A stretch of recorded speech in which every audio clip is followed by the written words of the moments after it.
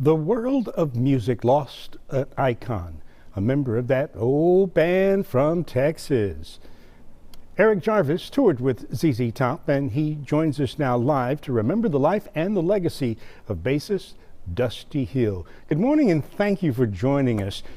Because you have a personal connection, we want to know, because you played with him, do you have any fond memories of your time on tour with him?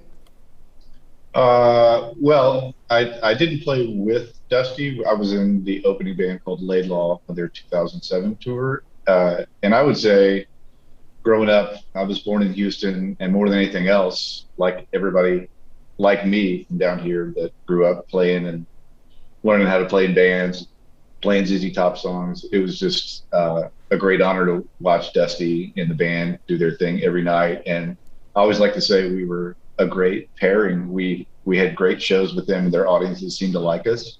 But it was a joy to watch them come out every night and just kick our butts effortlessly. They were amazing. Dusty was amazing.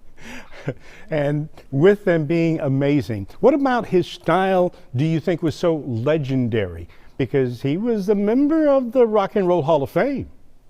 Yeah. Well, he's an incredible bass player, and the gang always called him the bottom of the top. And everybody talked about his bass playing, but for me, it really was as much about his vocal.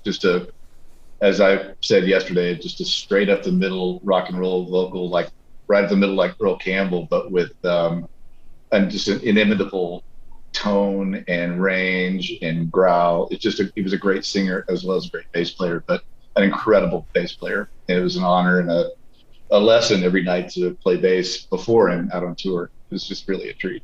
You know, you called him an incredible bass player, but you also played the same instrument. Was there anything that you picked up from him that you carried on as you continued your career?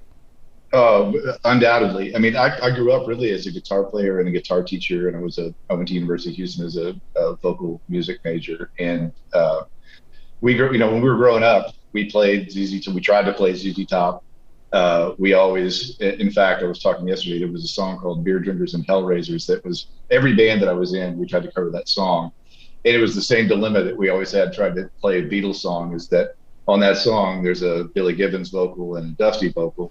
And for me as a guitar player, as a kid, there was always an argument about who's going to get to sing whose part. And I got the lucky or unlucky job of trying to play the guitar part and then sing whichever. And without fail, either one of those guys, I would always realize I just can't sound like either one of these guys. They're amazing, But yeah, I did learn a lot. That boogie, the Texas boogie style, their grasp of the blues and rock, and they really just carved their own thing with Texas boogie that went on to kind of storm the world. You know, his bandmate said that he died in his sleep, but they were on tour and supposedly working on a new album.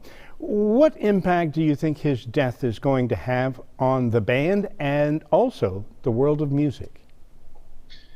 Well, I mean, it's a giant loss. I mean, he was a true giant for us Texas musicians. I don't know much about the circumstances of his death, but I do know that apparently he said emphatically, let the show go on. And from what I understand, they intend to do that. I don't know what that looks like, but I just said I sure hope that's the case, and I'm sure it will be. Eric Jarvis, thank you so very much for sharing your personal stories about, Dusty Hill, because that is a big loss to our community and a big loss to the music industry as well. Thank you for joining us. Well, thank you for having me.